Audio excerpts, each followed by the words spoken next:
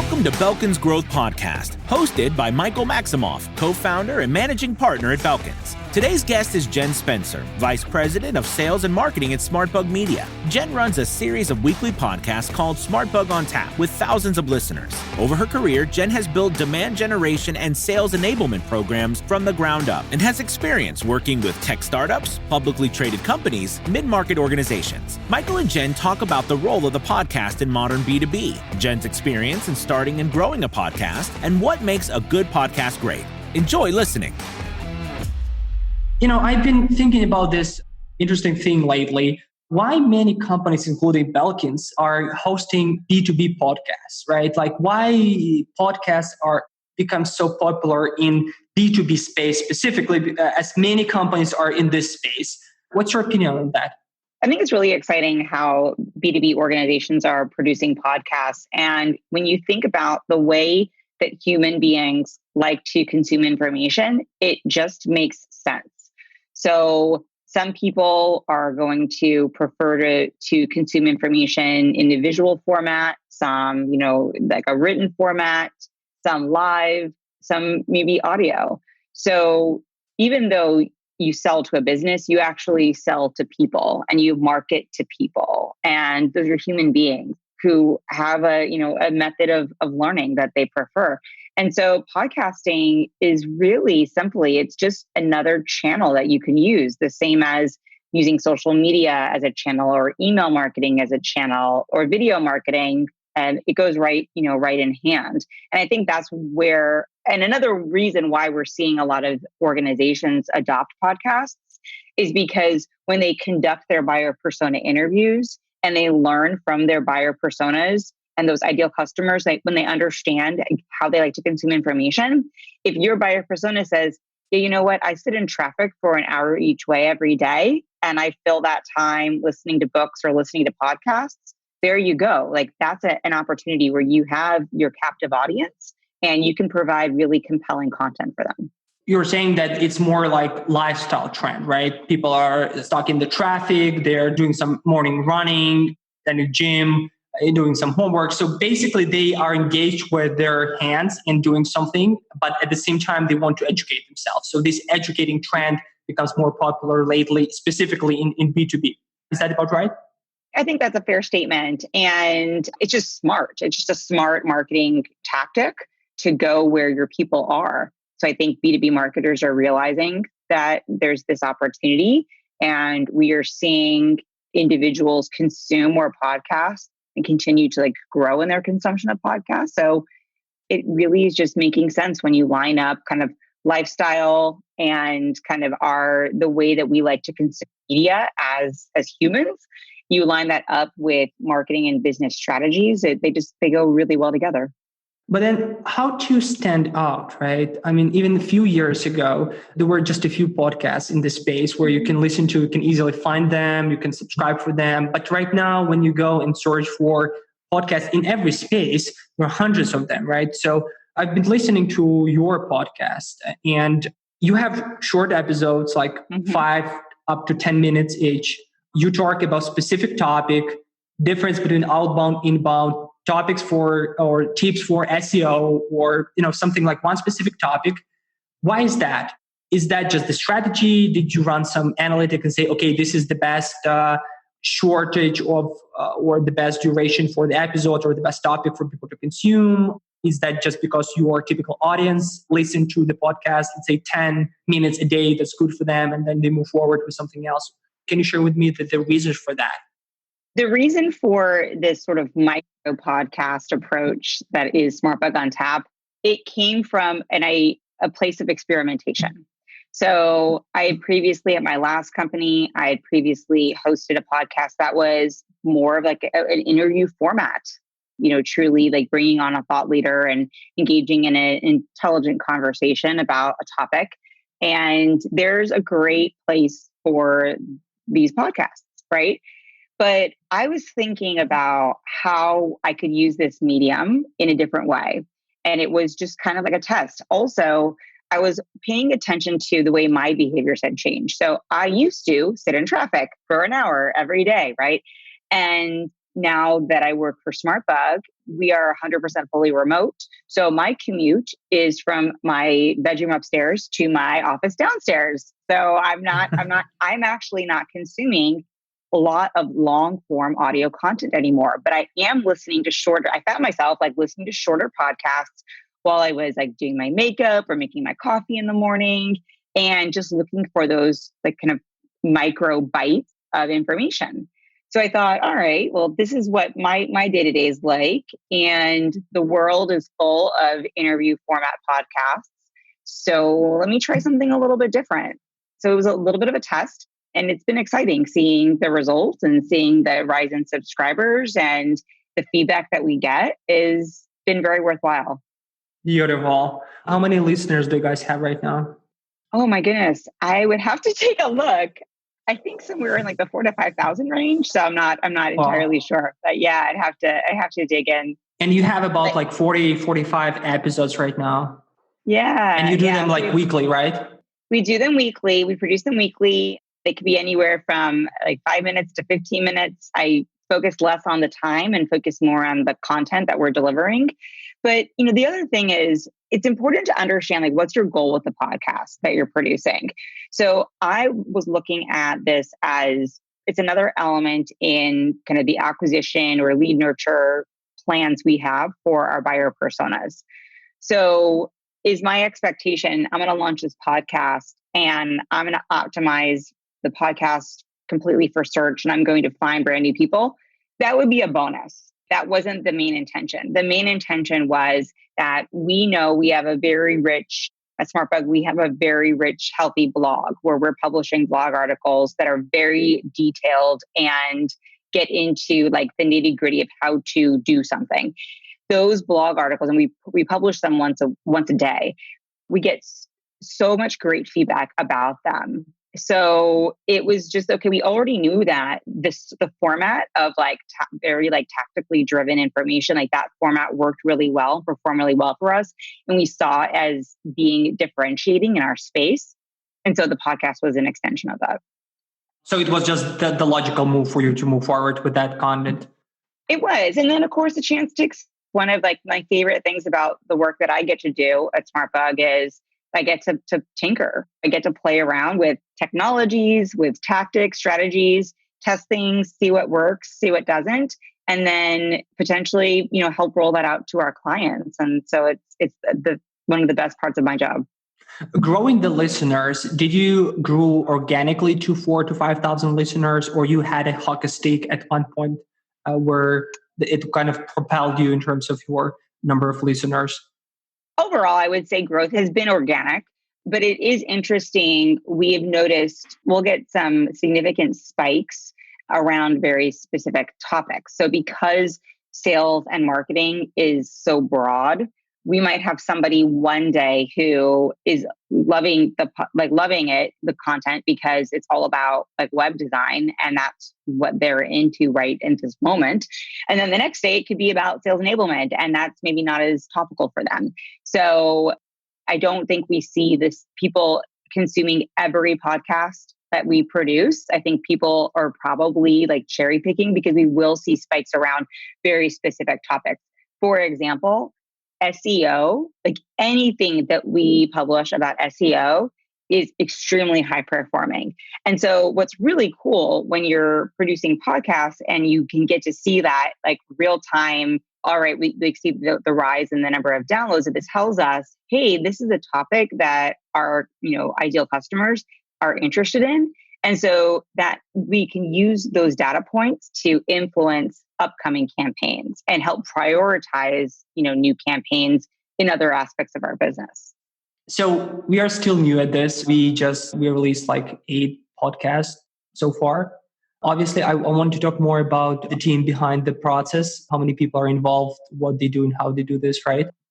I think, we produce our podcast 100% in-house and it's very low cost. I mean, I record via GarageBand. I have just a USB mic. Then someone on our team does a little bit of editing, just kind of puts a little bit on the front and the back end. And we upload it online. And so it's It's a very easy process for us. It's a lot like more lightweight than most people probably think. But I'm also just one voice, right? So we're not having to do a lot of audio mixing. So it makes it a lot easier to manage. But I think, to answer your question about, is it worth it? I think if you are in a space where humans are the ones, you're selling a service, the only thing that differentiates for a lot of organizations, the only thing that's going to differentiate your service from somebody else's are the people that are actually doing it. So it's not like thousands of people in the world who could build an app or could implement a technology or write a piece of copy. So what makes one better than the other? So what I love about podcasting is it's intimate. You're getting a chance to hear directly from somebody, and you're getting a sense of who they are and the culture, like their culture and the culture of their organization. And when you're competing against other businesses that sell the same thing, you have to look for any way you could possibly differentiate yourself and get people and build rapport with that audience. And that's where I think podcasting is really, really an amazing tactic. I agree 100% there with you. And we actually seen that, even though we released just 8 episodes right now, and we have, I think, about 500 listeners on each episode, but most of them are ideal customers, right? And that's great. And we've also seen some great feedbacks, but it actually affected the conversion rate, right? Because it built the additional channel for the customers. So it built the conversion rate from organic kind of visits into actual registrations on the website, which is great. I was basically against podcasts at the first time. I was like, yeah, you need to do a lot of research. Then you need to research. If you want to do an interview style, you need to do research for the guests. You need to spend hours, especially if the people have a lot of content. You cannot just talk about something that will not be interesting either to the person that you're sitting with or to the people who will be listening to this, right? And my marketing manager said, listen, I'm going to help you with this. I'm going to do this. We're going to have this guy doing this. We're going to have this guy doing this. We're going to have designer putting together the OGs, all of that. So great, let's do this. You said that you have just a few people on top of this process right now. So you have yourself recording the podcast. You said you have someone editing it slightly. And then do you have someone doing the research, creating scripts, topics, creating some bullet points there? So how does it work from the technical side? It's a good question. So our director of marketing and demand generation owns our editorial. And so the podcast, and so that's mostly, our blogs and our ebooks and templates and webinars, and that kind of content we're going to create. So podcast is wrapped right into that. So she's responsible for kind of setting that editorial calendar and providing me with the talking points for the podcast episode. Because they're typically aligned with our overarching theme that we have for that month or that quarter. So that way all of the content makes sense when you're thinking about it all together, regardless of the medium. And then I do that recording. So we just set up like a task template in our project management software. So everyone sort of knows who's up next to execute. After I record, I kind of will drop it into a folder. And then, I do the recording because it's just me. It's quite simple. And I will make sure that my audio is very clean from beginning to end. And then that way, our marketing coordinator, all she has to do is put the ends on the front, the intro and the outro on the episode, and then load it into Libsyn for publication. And then from there, our team, and she's involved in this as well, is that marketing coordinators creating the social promotion graphics. So we've got those templates that are all set up for us that we've built in Canva. And so we're able to do it, pretty swiftly in a very turnkey fashion. Do you listen to the materials before publishing it yourself? Do you listen through the podcast before? Before I pass it, after I record it, before I pass it over, I do a quick spot check listen, but I don't listen to the whole thing. I just make sure, everything kind of came across well, and then I pass it over, and then I don't listen to it again until it's live, if even then. Have you heard some of your old episodes and you kind of had this cringe on the face or something like, why I do this, or I can do better, or how I did this back then? So what I wanted to kind of, to get from you is, are there top 5 mistakes that you did as a beginner that you, being an experienced host, can say, okay, I shouldn't do this?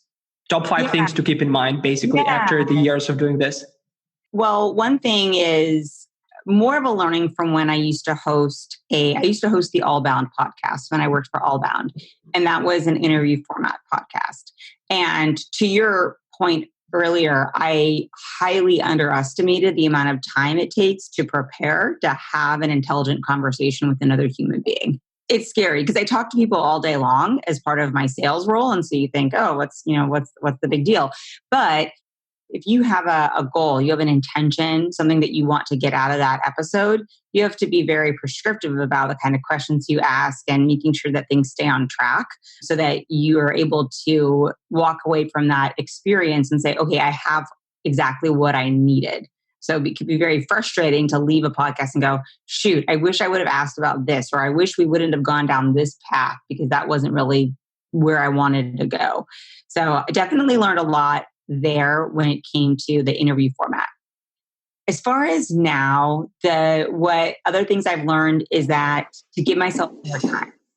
So one of the challenges that you'll face as a podcaster is that if you're not feeling well, if you lose your voice, if you're it can have a detrimental effect on the content that you're creating. So I make sure that we are way ahead of schedule, that I've got episodes that are done and we're not working on like a week by week basis, because I want to give myself the opportunity to be a human. And there's going to be things that are going to happen, things that are going to come up, and no one wants to listen to me sounding stressed. And no one wants to listen to me sounding like, I'm hacking and I feel crappy. So those are some of the things that I've learned to like give myself a little bit more time to have like things come up. Is regularity important here with podcasts? You said like it should be weekly. If you miss a week, would that affect the audience? Would that affect the drop down in the performance or not? For you to build up the audience? I believe so. I think when you're starting a podcast, you should identify kind of the cadence that's going to make the most sense for you and pick that and stick to it. And if you know you're not going to be able to do something weekly, then don't commit to weekly, right? Commit to bi-weekly. And then you can always speed it up. But I think, we are as humans, we're creatures of habit. So I have the regular podcasts that I listen to. I know, like I have ones that are dailies. I have ones that are like twice a week. I come to expect it. And if all of a sudden the podcasts weren't being published and weren't downloading to my device at the frequency that I was accustomed to or that I was anticipating, I might go, well, I need to fill my time now with something else. And I might find another podcast to listen to or something else to do with that time that could replace that time I was spending with that piece of content. So I think that consistency is what's most important. Okay, so we have a podcast. We recorded the podcast. We published it. What's next? How to promote it? I mean, what are the first two channels to go to promote the podcast at this point when you don't have a huge audience? How do you organically get to the level when people start finding you on the internet? I think the first place to really start promoting your podcast is going to be via your social media channels that are strong channels for finding the members of the audience that you want to attract. Same way that you would promote a blog article or any other kind of content that you'd be creating. So you'll see us, as a team pushing out, information about our podcast on all of our social channels. So I think that's really important. The other thing is if you do have like a database of contacts, including highlights. We made an announcement to our database, letting them know we launched the podcast, inviting them to listen, inviting them for feedback, inviting them to share. So there's that. And then I also did some very just one-to-one tactical types of asks where I reached out to people in my network who I had a strong relationship with and said, hey, would you take a listen to this? Let me know what you think. And then if you like it, can you leave us a review? Can you rate it? Can you share it? And because I think I've lived my life, my professional life in a kind of a pay it forward, be helpful kind of culture, that means that when I was in a place where I needed a little bit of help, I had people who were willing to jump in and help me because I had been there to help them in the past.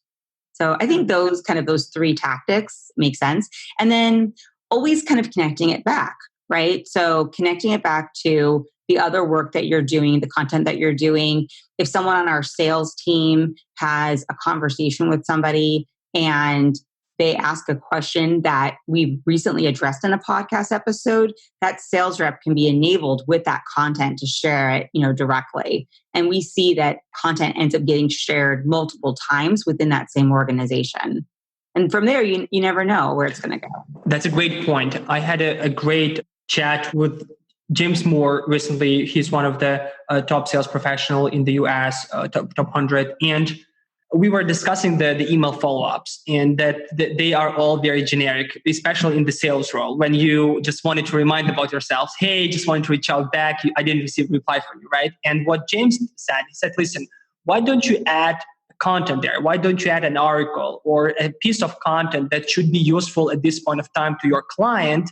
And you can, instead of just sending this desperate follow-up email, you just send a content without any call to action saying, hey, listen, found this article. I thought that might be interesting for you. That's it, right? And he saw that it actually drastically increased the conversion. And the podcast being this great content type, right? You can share that. So you can just drop a podcast, say, hey, this great podcast that my team just released, you should listen to that because you guys can work on the SEO or something, right? Or this is what for you specifically because you wanted to do this. And that's the great way, right? And that you could both increase the listenership and that could help you basically to close more clients, right? Absolutely. I mean, the most important factor is drawing it back to something that they said or something that that they need, not just sharing it for the sake of sharing it, but say, hey, I thought of you. I thought of you because we were talking about this problem. And here's an example of like a way to solve it. And so I wanted to share this over with you. Let me know what you would think. First of all, you're providing value. So you're helping rather than kind of extracting value, which is important. But then second, it shows that you understand them. Hopefully if you get it right, of course, it shows you understand them, you understand their business, you understand their pains. And that's a differentiator for sure. Absolutely. Many businesses are looking for a $0 acquisition channel, right? And I definitely think that having a podcast and basically continuously creating the content at the very low cost is much better than, obviously it's different from industry to industry, but I know that many businesses are spending thousands of dollars for the trade shows, right? And at the end of the day, you're just going to those trade shows, meeting the same people or something, and you don't have that great exposure if you don't build this more kind of budget-friendly channel, right? Kind of also to add to, to the promotion topic, if you do interviews, right, you can always promote on social, plus tag your guests and promote yourself through the guests, and guests promote through you, right? So it's also additional. Because whenever you meet a new person, for example, yourself, you have your audience, right? You have your friends, connections, people. If they listen to this, they can enjoy some of it, right? They can find something useful. The same goes here. So it's, again, creating connections, creating value for both parties, creating value for the customers. Whenever we create a new content like a blog or the podcast or case studies or how-to library or something, I always say my team that, guys, we need always to stand out and we need to be creative and we need to look at each piece of content as it's a unique standalone piece. So you shouldn't be the same every time. So I want my prospects or people listening to this or reading the blog, when they go to the page, they don't want to see the list of, like 200 very similar content pieces, but they see these unique pieces and they can get their attention to, you can say that people put a lot of efforts in each and every detail on the page, not necessarily one piece, but all of the imaging, the content, the description, the topic, the guest, the list of bullet points, right? All of that. And treat that as every piece of content there. And do you think that because of the habits that people have, that you just consume the content that you like, but you don't necessarily look at those details, do you think that this is the right approach? Or so, the difference between mass market and very targeted approach? I mean, what is the value result kind of ratio there? Oh man, that's a big question. I think you're going to have like a healthy blend depending on how you go to market. So if your total addressable market is pretty small and you've got, like we have clients who they've got maybe 500 companies in the world they could actually sell to. For them, anything they do from a marketing perspective is going to be highly customized because they need to focus in on those 500 customers, right? Potential customers. And they can do tons of personalization. And this is where you see the account-based strategies just really being very, strong for those organizations. But if you've got a much larger market that you could sell to, you have more flexibility to be a little bit more kind of broad. I just do think, though, I agree with what you're saying in that how do you keep it looking fresh? How do you make sure you keep it looking like it's making sure that it's clear, like this is new. And I would say also look for ways that you can take that one piece of content and give it more legs. We've been playing with things like with Instagram, TV, IGTV, and like kind of converting some podcast content there and looking for other places and spaces where it can perform. But I think it is a blend of like consistent visuals to brand your company and brand the podcast episode, but then a bit of differentiation between one episode and the next so that that listener understands what he or she is going to be signing up for before they press play. Beautiful. Thank you for this. So we went through all these phases of the creation of the podcast, except the one that when you finish and people are listening to it, how do you analyze the performance? Do you use any specific tools for that, or you just have the podcast native analytics as well as some Google Analytics, something like this, or you have some tools for that? How do you see the numbers? We definitely have blind spots when it comes to marketing performance of the podcast. And it's because we're unable to attribute a lead who comes in and converts on our site. They may have come in because they were listening on Spotify, right? Or they were listening in iTunes. They found us there. That's a challenge, right? And it's not something that we can actually track from like a technology perspective. It's something we will get into maybe if we are able to have a live conversation with somebody. Kind of analytics we look at. I mean, we embed the audio files. We embed it on our site. So we have a podcast page. So we keep track of visitors that are getting to that page. Having the content on that page is much more of trying to make it a useful kind of service to our listeners for them to have one place to go. It's less about trying to attract people to that. We're not trying to optimize that page for search because every single episode is going to have different content. Because we blog on a daily basis, we don't have a need for using our podcast content as blog content. But a lot of companies, this is such a great tool for them because they can take that content and then they can transcribe it and have it on their site as blog content. It's then searchable, trackable, and then you can see how people are coming in through those mechanisms and also track like who's reading versus who's listening. So long story short, we look high level at traffic growth.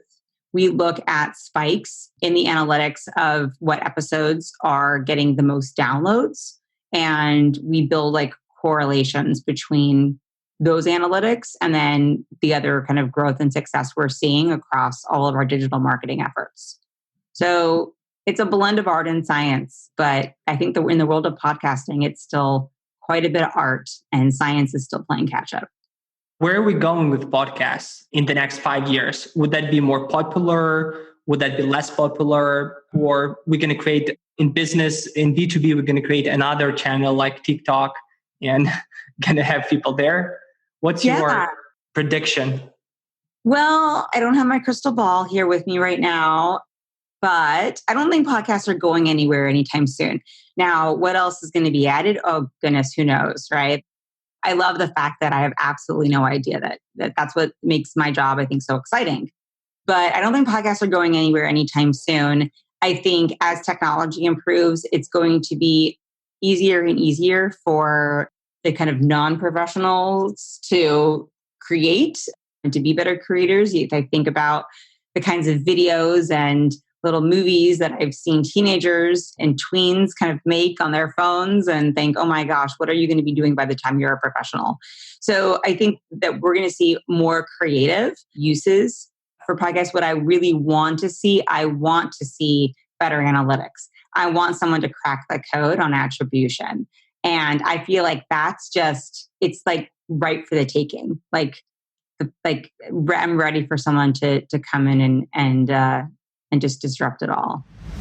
We hope you have enjoyed this episode of Belkin's Growth Podcast and found it useful. Be sure to subscribe and catch upcoming episodes on iTunes and Stitcher.